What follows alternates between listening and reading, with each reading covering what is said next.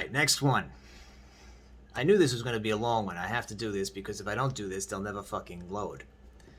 So, we did Murphy's and VOS and True Historic, Beauty of the Burst.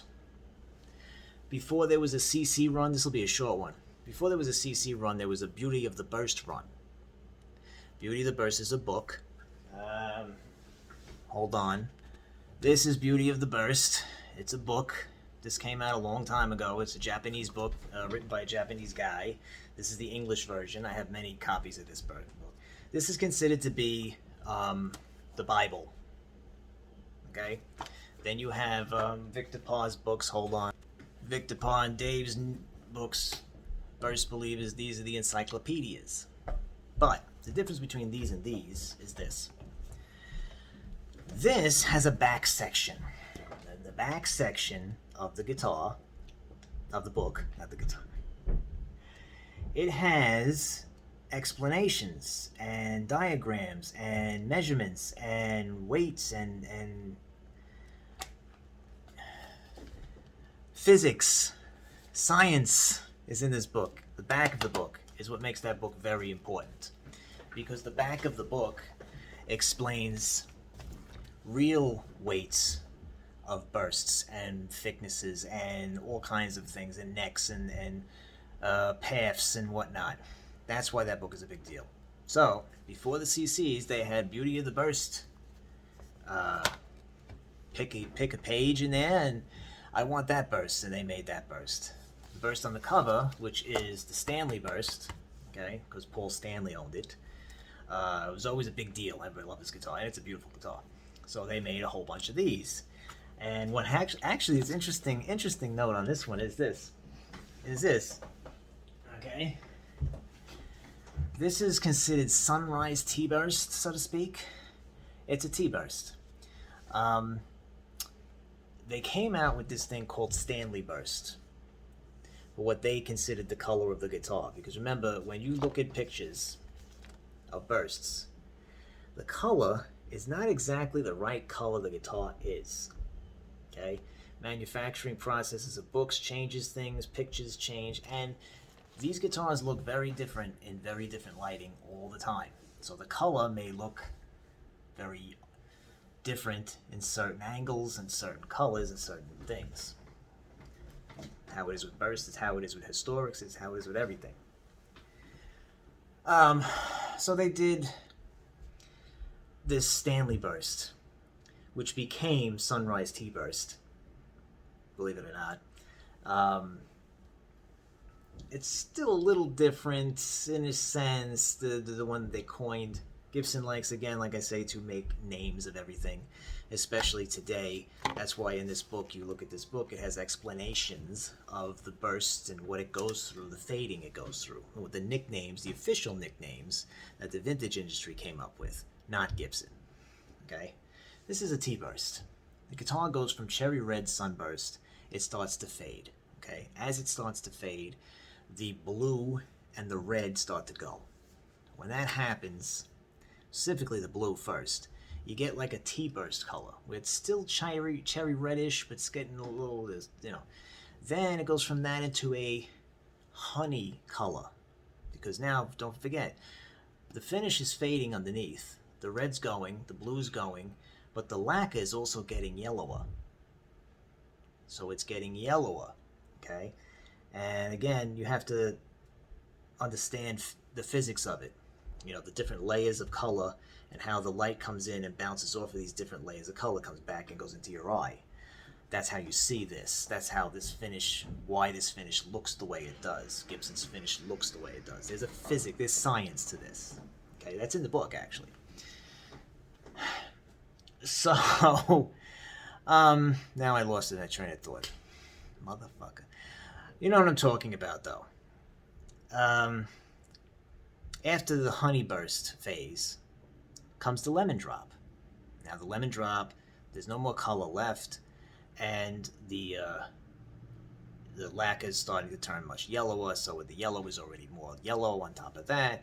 Then, if it has checks and stuff like that, sometimes you will get people sweat and shit will get into the lacquer, it'll start to green, which is, as far as I know, mold in a certain way.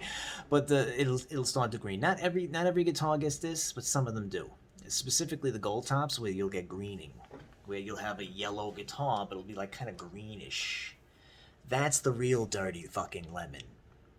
Gibson loves to coin these fucking things and change these things because they want their own names for their own guitar. That's how Gibson is. No, that's not a T-Burst.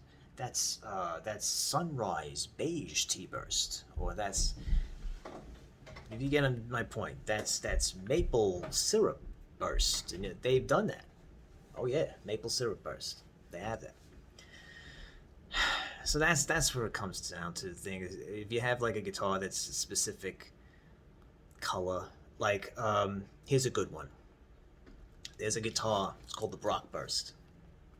The Brock Burst is like a very unfaded Les Paul. The color's really strong, and everybody was like, wow, this is amazing. Was that real? Was that refinished? Well, they had a big conversation over this years and years and years ago. Vic DePaul owned the Brock Burst at one point. I don't know who owns it now, but he owned it. So Gibson came out with a Brock Burst finish. Matter of fact, the guitar that I had before this guitar, the guitar that I traded for this guitar, was a Brock Burst. I don't know what happened, but they had legal issues with the name. This is the story that goes, and I don't know if it's official that way, but this is the story that went. They couldn't use the name. Fuck you, you're not using that name. Somebody sued Gibson, or somebody said something to Gibson. So Gibson changed it, and they called it Bourbon Burst. So all you people with Bourbon Bursts, you really have a Brock Burst. How about that?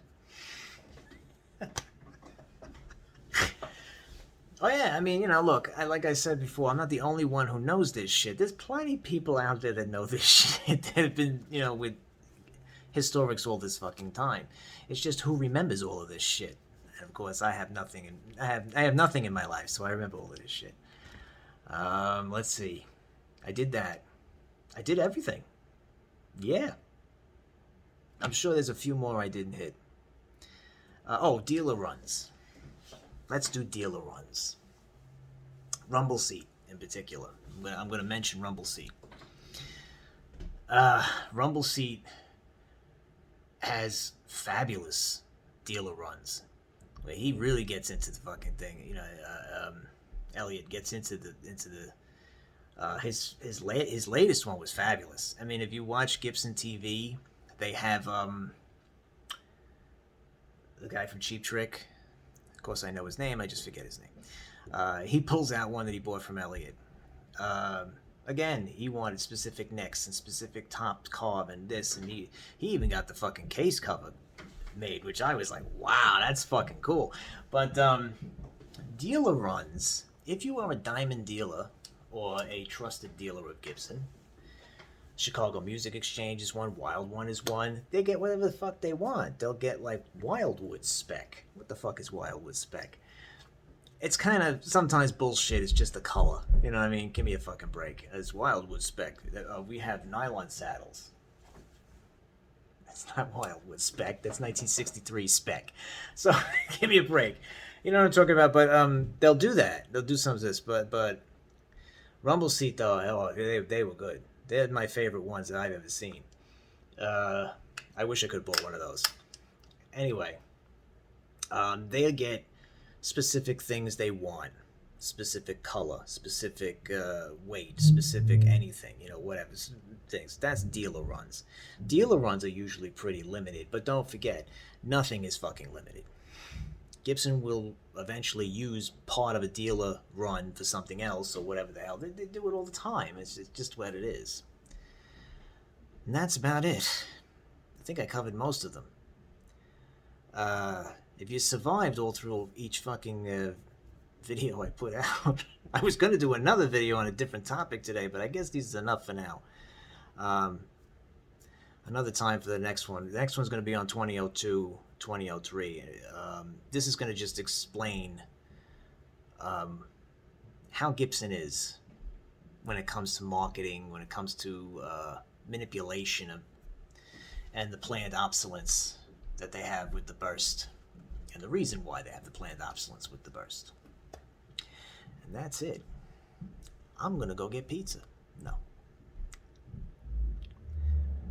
I'm gonna order some Chinese food or some shit like that, and maybe finish this song I was fucking writing. I have to get back to my songs I'm writing too.